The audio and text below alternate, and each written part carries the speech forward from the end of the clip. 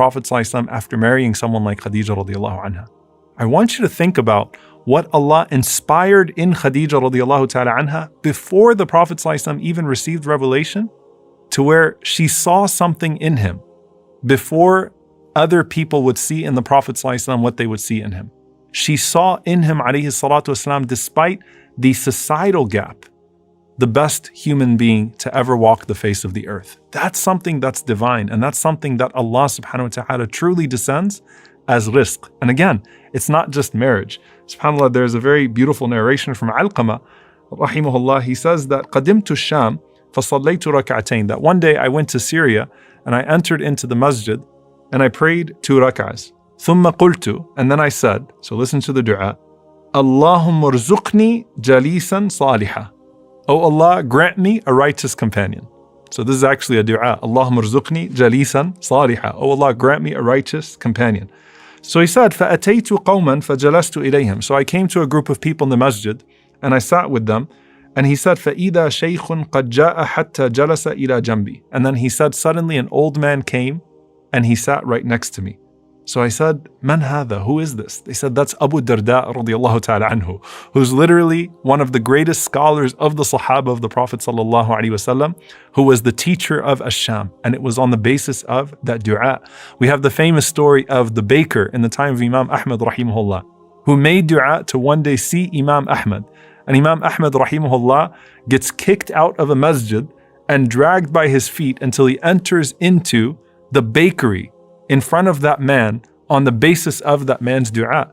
Sometimes it's a dua that drives someone to you or drives you to someone, because realize it's not just your heart that has to click, it's someone else's heart that has to click. Now, subhanAllah, as you go through the different du'as that pertain to marriage, they're actually remarkably unspecific. What do I mean by that? Usually when people make dua for a spouse, they make dua for a very particular person and they are desperate for that person, because love can drive you crazy. So you're sitting there and you're saying, oh Allah, give me this person. And you're putting on the blinders. So like the opposite of istikhara, where you're trying to make the best decision, you're putting on the blinders to all the potential pitfalls. Maybe you're not even listening to people that are pointing out to you some potential problems, or it all seems to be just right. But the point is that you're so desperate for that person. And when you look through the du'as that we learn from the Quran and the Sunnah, they're actually not specific. They're actually very general. And that's for our best interest. And that's part of that tawakkul in Allah subhanahu wa ta'ala. And so of the greatest du'as for marriage is the one that we actually learned from Musa alayhi salam, where Musa alayhi salam is in Madian. And Musa alayhi salam has just escaped Egypt after a horrible mistake that he committed. And he is completely alone, abandoned, a fugitive, and has no idea what his next step in life is. And he does this small good deed, and then he rests under a tree, and he makes this famous dua to Allah subhanahu wa ta'ala, قَالَ رَبِّ إِنِّي لِمَا أَنزَلْتَ إِلَيَّ مِنْ خَيْرٍ فَقِيرٌ. He said, oh my Lord, indeed I am, for any good that you bestow upon me, very needy. Ya Allah, I need you. And he doesn't say what he needs from Allah subhanahu wa ta'ala, because the list is actually pretty long there. Safety, food. The last thing he's probably thinking about is a spouse, but that's actually the point. He just says, Ya Allah, I need any good that you're going to bestow upon me, and I am in a state of faqr. I am in a state of complete vulnerability to you. The scholars say, first and foremost, Musa alayhi salam employs what is known as wasful hal, how you describe your state. And he says, I am always in need of you. So I am faqir, whether I am in the palace of Fir'aun or whether I am lost under a tree in Madian, I am always in need of you, O Allah. And the scholars mention here, as Imam Sa'di rahimahullah says, وَالسُّؤَالِ بِالْحَالِ أَبْلَغُ مِنَ السُّؤَالِ بِلِسَانِ الْمَقَالِ. Sometimes to ask Allah subhanahu wa ta'ala by presenting your difficult situation is even better than asking Allah subhanahu wa ta'ala directly with speech. It's just, Ya Allah, here I am. Now, last time we spoke about how you shouldn't say, I'm unworthy. There's a difference between saying I'm unworthy or I'm from the wretched and I have absolutely no right to ask you, oh Allah, and saying, Ya Allah, I'm in need of you.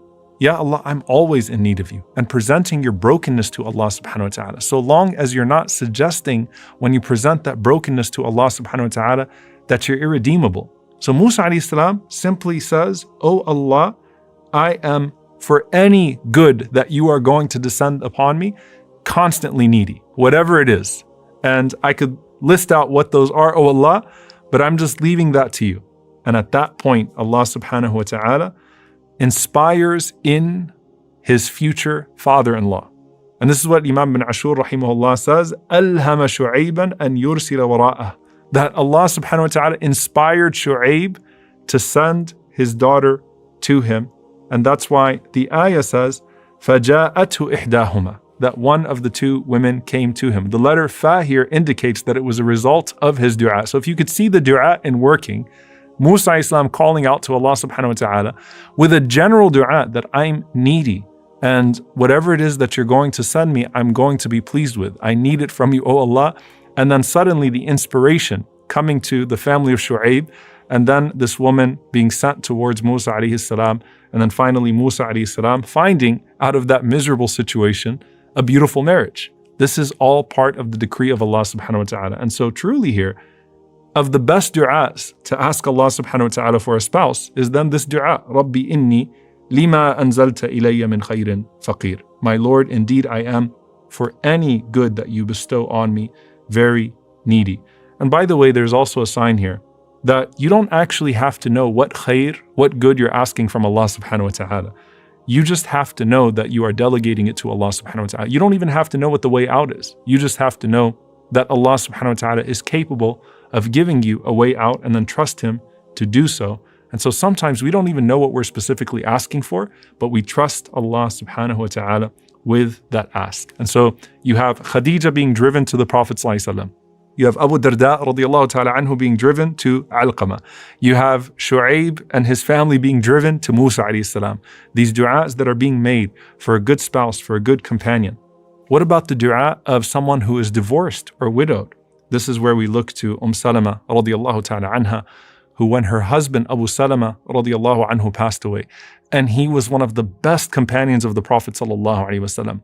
Truly a remarkable man, an amazing human being. And Salama radiallahu anha thought to herself, how could I possibly have something or someone better than him? And the Prophet sallallahu alaihi wasallam teaches her the dua, Allahumma ajirni fi musibati wa khuluf li khayran minha. Oh Allah, compensate me in regards to my tragedy and give me something better than that which was taken away. And when Salama radiallahu anha is making this dua, she doesn't realize what the khair could be, what it could possibly be that Allah subhanahu wa ta'ala would give her in place of Abu Salama. Is it Jannah? That would be khair. But in her situation, she said, Allah subhanahu wa ta'ala gave me the Prophet sallallahu alaihi wasallam. She never even thought that that was a possibility. And he was the one man alayhi salatu wasalam that she could say without a doubt was actually better than Abu Salama. Because if you asked her about any other companion of the Prophet sallallahu alaihi wasallam, she wouldn't be able to tell you who was better than Abu Salama radiallahu ta'ala anhu. Now someone might be saying, well look, my previous husband wasn't exactly Abu Salama. I got divorced and I had a nasty divorce. Or, perhaps even though I'm widowed, there's some trauma there and I'm having a hard time getting over it. And who's going to look towards me? The point is, dear brothers and sisters, when you make this dua, there's surely something that is prophetic. There's surely something that can come out of it.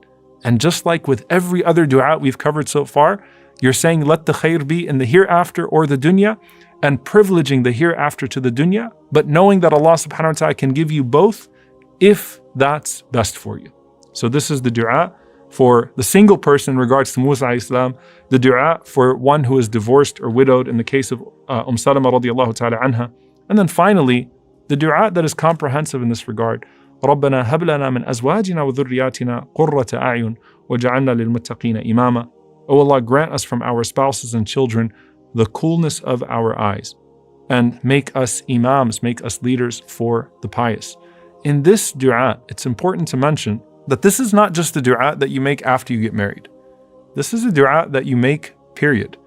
And it has to match up with your actual priority in regards to who you choose as a spouse. So you can't say, let us have in our spouses and our children the coolness of our eyes and people that are religious and people that are practicing, but then not really have that represented in your criteria for marriage. So that's one group of people, right? Like, let me make this dua, رَبَّنَا هَبْ لَنَا مِنْ أَزْوَاجِنَا وَذُرِّيَّاتِنَا قُرَّةَ أَعْيُنٍ, but you're not choosing people on the basis of the criteria of your dua.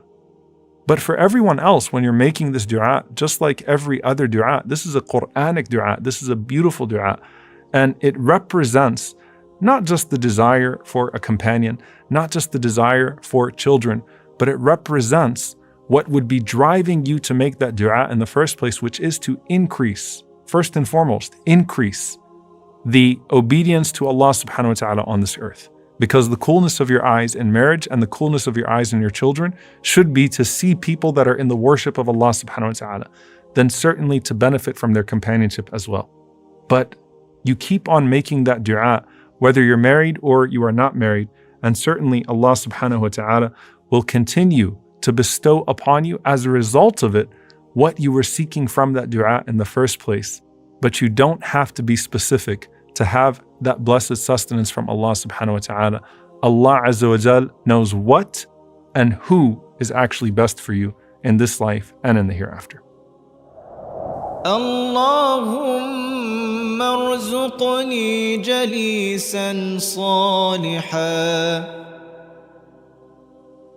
Rabbi inni lima أنزلت إلي من خير فقير اللهم آجرني في مصيبتي واخلف لي خيرا منها